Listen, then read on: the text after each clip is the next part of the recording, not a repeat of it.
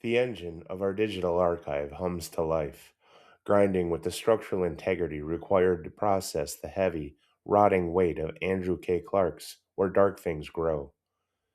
We dismantle the narrative mechanics of this 1930s Appalachian landscape, stepping into a world where the air carries the smell of coal smoke and the chill of damp iron.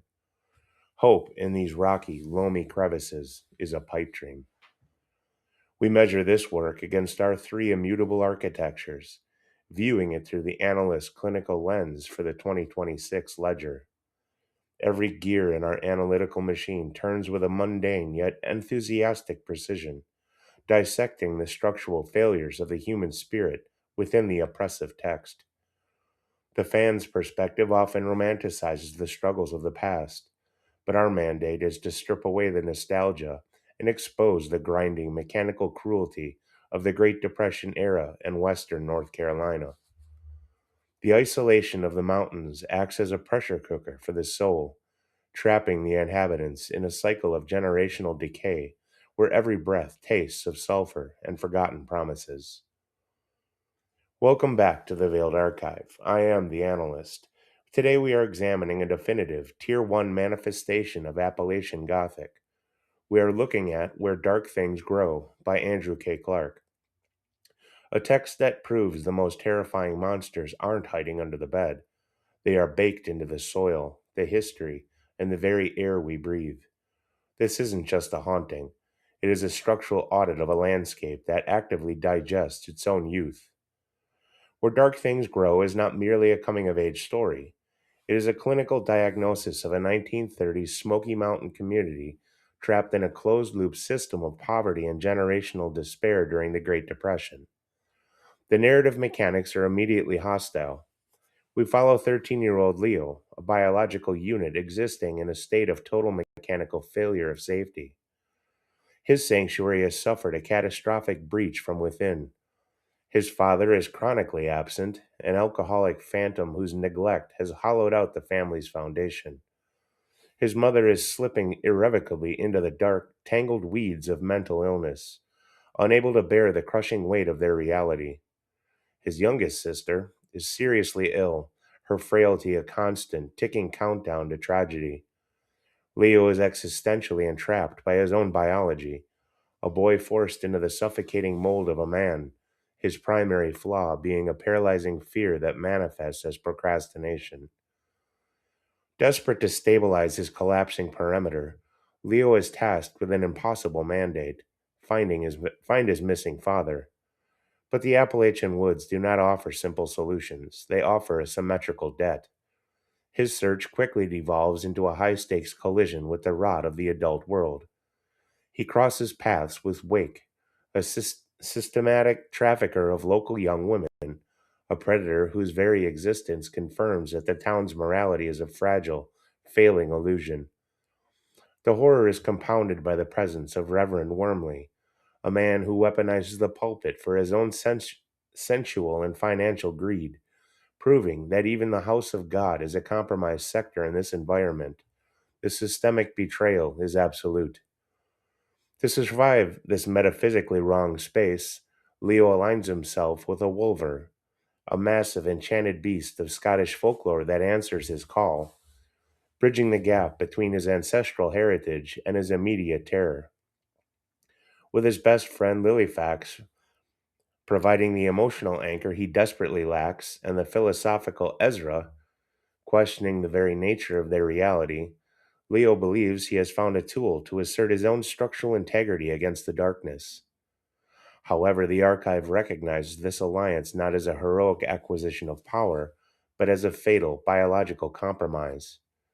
The boy attempts to weaponize the folklore to save his family and the abducted women, but the math of the mountains demands a profound reciprocity. The Wilbur connects mentally and emotionally with Leo, serving as his proxy against bullies and villains. But the beast's violent metabolism begins to bleed into Leo's own consciousness. The interface as skin protocol is breached. The deeper Leo wades into his mythic war, the more he realizes that the Wolver mitigates his spiritual growth. turning the age old good versus evil dichotomy on its head. He is forced to confront the terrifying reality that the only way to hunt a monster within this Appalachian void is to let the beast inside your own mind, paying the debt of survival with the currency of his own humanity. The Veiled Archive evaluates countless submissions that attempt to slap a Southern Gothic filter over a standard thriller, relying on cheap aesthetics to do the heavy lifting. What sets where dark things grow apart, and what definitively secures its frequency within the 2026 ledger, is its absolute refusal to romanticize the Appalachian decay. Clark doesn't use the 1930s Smoky Mountains as a quaint historical backdrop. He weaponizes the geography as a sentient economic vacuum. The narrative mechanics deliberately ignore the gilded Vanderbilt era Asheville, focusing instead on the abject poverty of rural tenant farmers for whom the Great Depression changed absolutely nothing. The environment is a pre existing condition, a terminal diagnosis of a landscape that was starving long before the market crashed, proving that systemic poverty is the ultimate apex predator. First, we must audit the novel's linguistic architecture. The dialect employed here is not a superficial aesthetic choice or a dusting of regional slang. It is a rigorous, load bearing structure. Clark utilizes the specific vernacular of his grandparents' generation in Western North Carolina, creating what is accurately termed a required cultural eavesdropping for the reader. This phonetic precision acts as a systemic encryption. It forces the observer out of their comfortable modern syntax and demands they process the rhythmic, poetic cadence of a marginalized people. The structural integrity of this dialogue proves that the language is not a marker of ignorance, as historically misrepresented by outside media, but a highly evolved musical code designed for surviving a metaphysically hostile space. Secondly, the text performs a clinical, surgical subversion of the traditional coming of age blueprint. In a standard fantasy or thriller, the acquisition of a supernatural ally, in this case the Scottish folklore wolver, serves as a predictable empowerment fantasy. Clark violently dismantles this trope. The wolver does not elevate the protagonist, Leo. It acts as a biological proxy that actually mitigates the boy's spiritual and emotional growth. Because the beast can act on Leo's behalf, taking tangible, violent form to confront his bullies, the protagonist's primary flaw of paralyzing fear and procrastination is enabled, not cured. Furthermore, the Wolver connects in the same manner with the villain, Wake, utterly destroying the traditional binary code of good versus evil. The magic system here is not a gift. It is an addictive crutch that existentially entraps Leo in a state of arrested development. The trials he faces do not forge him into a traditional hero. They impel him to retreat, highlighting the sheer, crushing reality of his experimental psyche. Finally, the most profound clinical deviation is the novel's diagnosis of evil. The narrative mechanics deliberately shift the horror away from the supernatural and firmly into administrative malice. While the woods hold wolvers and magical realism, the true invasive breach is orchestrated by human institutions. Reverend Wormley represents the hypocritical, seamier side of Christian culture, exploiting vulnerable women, including Leo's mother, for sensual and financial gratification under the absolute guise of salvation. The Ku Klux Klan operates in the background, burning crosses to instill systemic fear, acting as a terrifying stand in unit of historical, organized oppression that moves through the mountains with impunity. Even Wake, the human trafficker, operates with a twisted, calculated code, proving he is a product of his environment. Clark's engine proves to the fan's perspective that the most terrifying predators do not howl at the moon. They collect tithes, they build churches, and they balance their dark ledgers with the bodies of the vulnerable. To truly understand the narrative mechanics of Where Dark Things Grow, the 2026 ledger demands that we do not just audit the text, but the biological engine that generated it. The Veiled Archive identifies Andrew K. Clark not as a literary tourist documenting Appalachian trauma, but as a direct genetic product of its history. His ancestral coordinates in western North Carolina predate the Revolutionary War, originating from Scottish settlers who arrived in 1739. This lineage is not a piece of trivial metadata, it is the primary data cable through which the symmetrical debt of the novel is uploaded. Clark is utilizing the oral histories of his grandparents, tenant farming families who survived the crushing vacuum of the Great Depression, to ground his supernatural mechanics in a visceral, non negotiable reality. A critical structural deviation in Clark's output lies in his operational foundation. He did not begin his career engineering long form prose. He began as a poet, culminating in his collection of Jesus in the Trailer. Clark credits the work of Langston Hughes for a profound structural epiphany, the realization that a creator can and should weaponize their own vernacular. This poetic sparseness and rigorous attention to rhythm are the primary enzymes that break down the traditional horror structure. He maps the cultural eavesdropping of his dialect with the precision of a poet, ensuring the text doesn't just read correctly, it sounds like the inescapable echo of the mechanics and the mountains. The archive's physical fieldwork directly corroborates this authenticity. This past February at the Appalachian Wordfest in Pigeon Forge, Tennessee, we established direct physical contact with the author. The analyst can confirm that Clark operates with a clinical lack of pretension. He is remarkably down to earth, highly personable, and eager to engage in shop talk regarding the narrative mechanics of his world for as long as the data requires. This physical audit confirms the frequency identified in his various interviews. His public persona and his literary output share the exact same structural integrity. He was exactly the kind of architect we were seeking when we deployed to the event. This face to face verification validates the operational data we've scraped together regarding his process. Clark functions as a student of the discovery engine. He actively rejects meticulous plotting during the initial drafting phase, viewing the act of writing as an organic unearthing of the narrative, where he follows the characters into the dark before shifting into his clinical revision brain.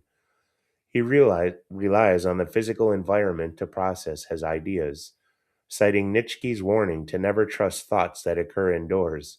Instead, he uses the act of hiking through the woods as his primary laboratory for generating dread. Furthermore, Clark possesses a unique biographical paradox that insulates his experimental psyche. He maintains a non writing day job.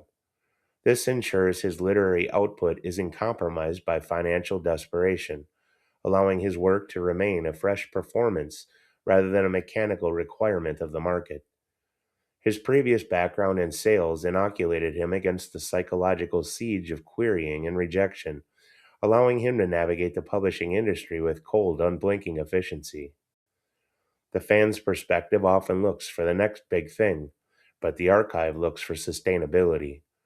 Clark has proven his architecture is built to last, locking in the 2025 Independent Publisher Book Award for Horror, followed by the 1980s set sequel Where Dark Things Rise, and laying the foundation for the upcoming 2026 release, Hollow Folk. Clark isn't just writing about the mountains, he is a biological extension of them, ensuring that the heavy, oppressive reality of his world is as authentic as the damp earth he hikes upon. To properly map the narrative coordinates of where dark things grow, we must align its structural integrity with other established engines of dread.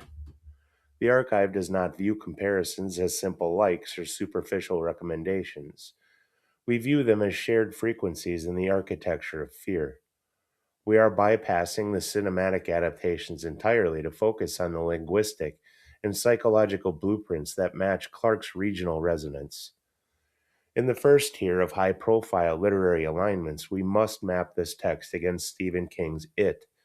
While the surface mechanics differ, the underlying frequency, the evolution of good versus evil, and the utilization of timeless folklore to define a contained specific place shares an identical structure signature. Clark, like King, treats the regional landscape not as a passive setting, but as a sentient unit of historical and supernatural weight that actively defines the parameters of the protagonist's growth and their inevitable trauma. Secondly, we look to Daniel Woodrow, specifically the maid's version. Clark himself has identified Woodrow as a master of capturing profound depth within a restricted space, a How to Start a Novel 101 for creators working within the Appalachian and Ozark frameworks. The structural integrity of the voice and the refusal to blink when documenting the gritty, unvarnished reality of rural poverty align these two engines perfectly. Clark's utilization of cultural eavesdropping to preserve the vernacular of his grandparents' generational functions with the exact same clinical precision seen in Woodrow's most resonant work. Thirdly, to complete our high profile alignments, we must examine Donald Ray Pollock's The Devil All the Time. Pollock's engine perfectly aligns with the mechanical failure of safety within isolated communities, specifically mirroring the corrupted theological parameters seen in Clark's text. Where Clark gives us Reverend Wormley, Pollock provides a similarly devastating look at the weaponized shepherd. Both architects diagnose the rural landscape not as a victim, but as a crucible that actively weaponizes faith, extracting a symmetrical debt from its poorest inhabitants through the exploitation of their desperate need for salvation. Transitioning to our own internal records within the 2025 ledger, we identify a major structural intersection with Zachary Greeton's father, the sacrificial lamb. Greeton's engine focuses on the erosion of proximal trust and the systemic demagogue, predators who use spiritual language to hide a predatory metabolism. This matches Clark's Wormley perfectly. Both architects prove that the house of God is not a sanctuary, but a weaponized code designed to harvest the vulnerable, establishing administrative malice as a common frequency across the modern ledger. We must also align Clark with Beatrice Winifreda Eicher and her audit, I'll Make a Spectacle of You. Eicher's work is a definitive study of the Southern Appalachian Gothic, an unsolvable historical contamination. Like Clark, she treats the bloodline as a primary data cable through which the horrors of the past are uploaded into the present. Both texts relocate the theater of fear to the native soil, presenting a generational epic where the ancestors have scripted a ritual that the descendants are forced to perform. The Wolvers in Clark's world and the Beast in Eicher's woods are both manifestations of an ancestral reciprocity that refuses to be buried. And finally, we find a flawless structural parallel in Chapter 20 of our 2025 ledger, Joshua Bish's Echoes in the Stone, and the Psalms of the Terror Trilogy. Bish operates at the peak evolution of the biological synthesis, diagnosing the Appalachian environment itself as a biological predator. When Clark asserts in his opening pages that the trees are full of hunger, it perfectly aligns with Bish's metric of the metabolism of the dark, where the geography possesses a metabolic will of its own. Both architects prove that the historical arrears of the mountains demand a literal pound of flesh, engaging in intergenerational and historical reciprocity, where the land collects the descendants to balance its ancient starving ledger. The Veiled Archive now initiates the deep dive, plunging our diagnostic sensors into the intricate narrative mechanics of Andrew K. Clark's Appalachian Nightmare. To fully understand the structural integrity of this text, we must rigorously apply the three foundational architectures outlined in the 2025 ledger.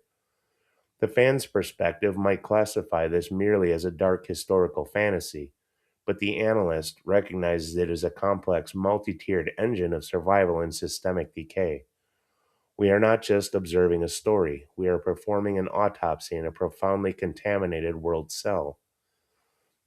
We begin our clinical dissection with Pillar A, the invasive breach, which demands a total mechanical failure of safety.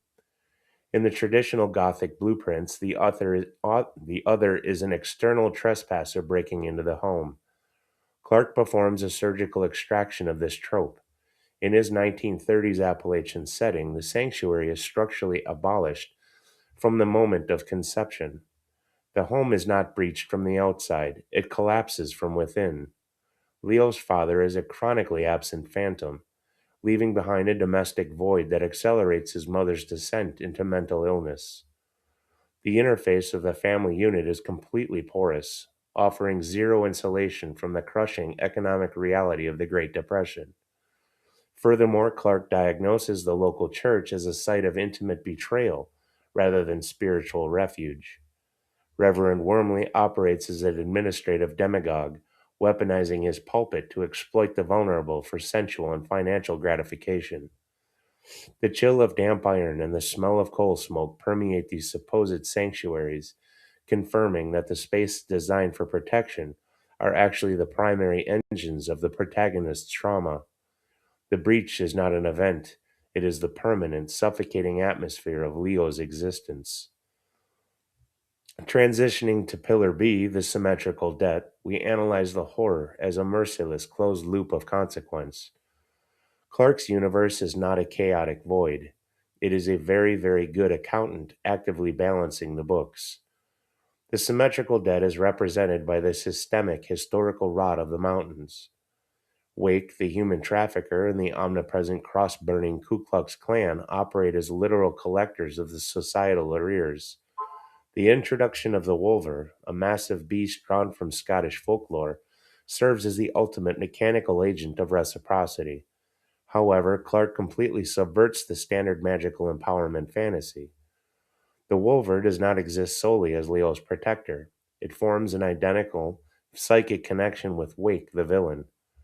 This shared proxy acts as a high-fidelity diagnostic tool, proving that the universe does not recognize human morality or the naive dichotomy of good versus evil. It only recognizes the mechanical efficiency of violence. Every drop of blood spilled by the wolver is a ledger entry, settling the score in a landscape where the stones are salivating, and the debt of survival must be paid with the currency of human suffering. Next, we must audit Pillar C, the experimental psyche, where the protagonist's own biology and mind function as the ultimate trap. Leo is existentially entrapped not just by the poverty of his environment, but by his own psychological architecture. His defining flaw is fear, which paralyzes him through chronic procrastination. The presence of the wolver creates a state of profound cognitive dissonance.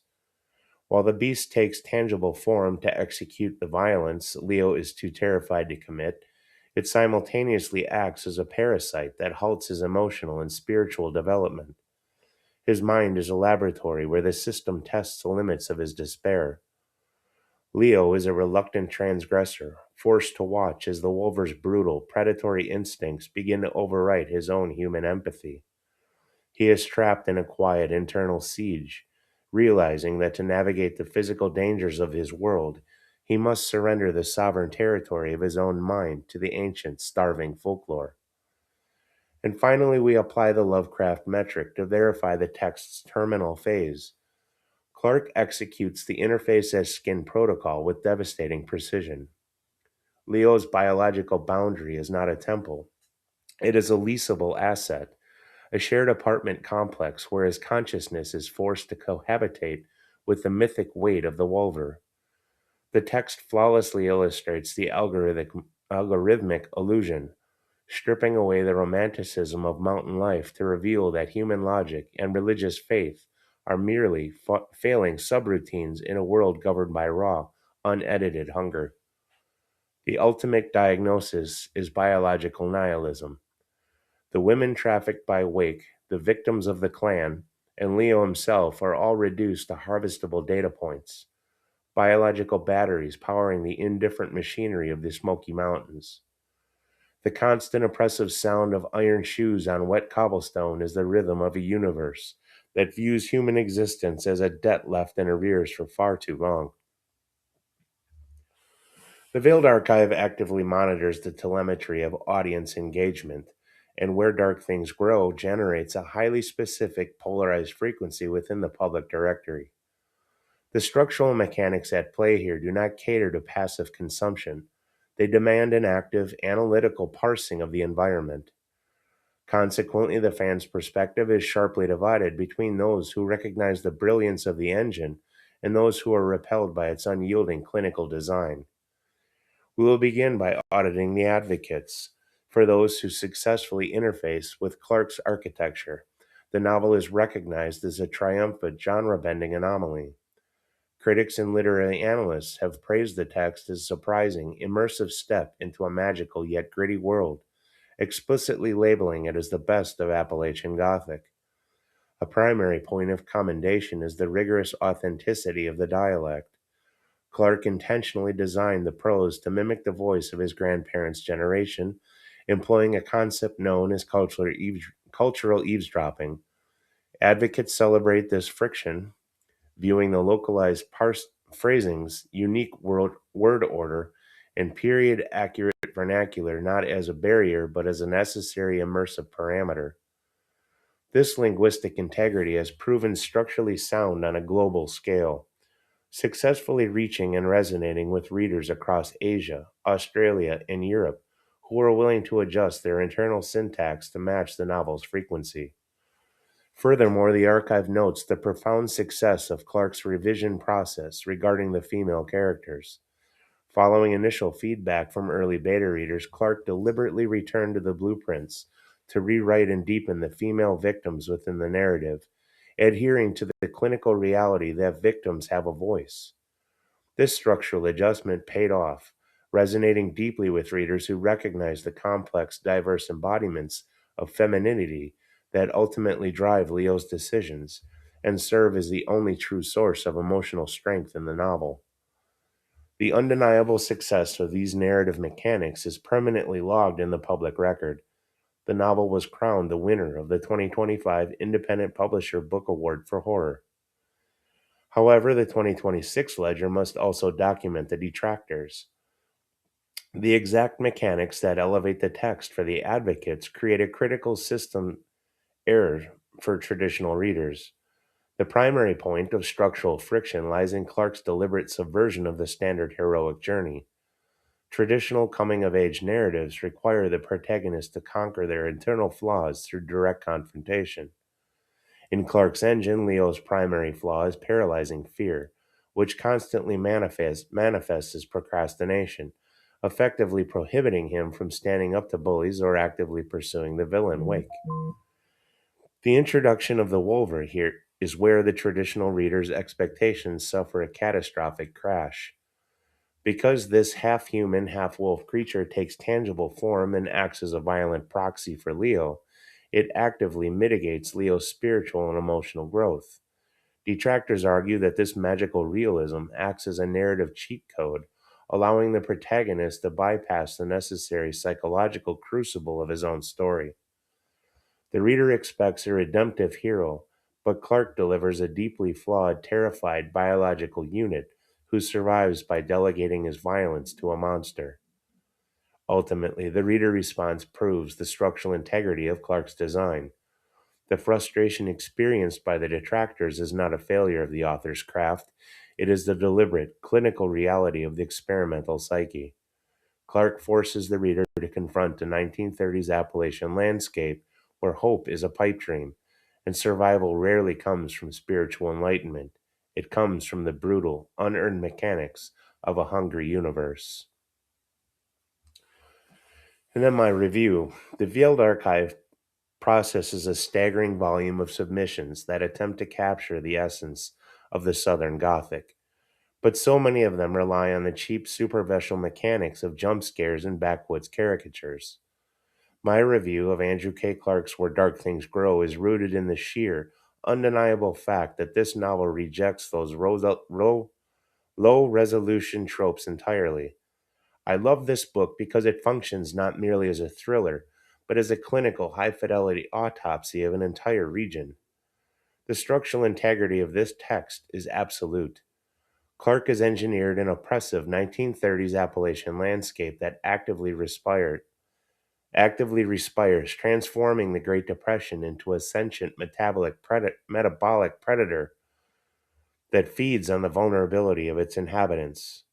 The cultural eavesdropping demanded by the authentic dialect isn't a barrier, it's a necessary encryption that forces the reader to adapt to the heavy, sulfur tasting reality of the mountains. When Leo is forced to align with the Wolver, the narrative mechanics don't offer a clean, heroic empowerment. Instead, they plunge us into a terrifying symmetrical debt where survival demands the slow, agonizing sacrifice of his own human empathy. Furthermore, the integrity of this text is inextricably linked to the biological coordinates of the architect himself. My personal physical intersection with Andrew at the Appalachian Wordfest in Pigeon Forge served as a critical biometric validation of the work. He operates with a grounded, clinical lack of pretension that perfectly mirrors the unvarnished authenticity of his prose. It is deeply rewarding to encounter a creator whose personal frequency perfectly aligns with the devastating, beautiful architecture of their world. He isn't just writing about these mountains. His ancestral roots, stretching back to 1739, act as the primary data cable for the narrative's profound dread. The flawless execution of the experimental psyche, coupled with a landscape that acts as a juridical void, balancing its own dark ledger, firmly establishes where dark things grow as a Tier 1 entry in the 2025-2026 ledger. It is exactly the kind of structurally dense, haunting narrative the Veiled Archive was built to document. This concludes the forensic audit of Andrew K. Clark's Where Dark Things Grow. We have mapped the symmetrical debt of the Smoky Mountains, documented the failure of the biological parameter, and diagnosed a landscape that actively respires and digests its inhabitants. The narrative mechanics are sound, and the frequency has been permanently locked into the 2026 ledger. To the community that forms the backbone of the Veiled Archive, your engagement is the critical telemetry that keeps this engine running. We are building something more than just a review channel. We are constructing a definitive clinical index of the new architects of dread. The traditional publishing hegemony often overlooks the structural genius operating in the indie space, opting for safe, predictable jump scares. It is our mandate to prove that the most terrifying and structurally sound narratives are being engineered by authors like Andrew K. Clark, who are quietly rewriting the source code of the genre. Supporting these architects is paramount. We cannot rely on the algorithmic benevolence of massive retailers to sustain this ecosystem. The survival of high-fidelity Tier 1 horror requires active participation. Seek out Where Dark Things Grow and its sequel. More importantly, take these titles to your local independent bookstores. Request that they stock these physical artifacts. When you place a tangible copy of an indie novel on a local shelf, you are establishing a new physical perimeter for the genre, ensuring that the work is visible to an audience that might never stumble across it in the digital void. If you found value in this structural analysis, ensure your connection to the archive is active. Subscribe, engage with the data in the comments, and share this audit with those who understand the clinical beauty of the dark. And for those looking to reinforce the physical infrastructure of our community, explore the Veiled Archive merch store linked below. Remember, this isn't just about expanding our operational capacity. 50% of all proceeds are directly funneled to the Speculative Literature Foundation, ensuring the next generation of architects has the capital necessary to build their own nightmares. The audit is complete. The seals remain unbroken. And until the next transmission, keep your perimeter secure and remember the math is always balancing. The archive is closed.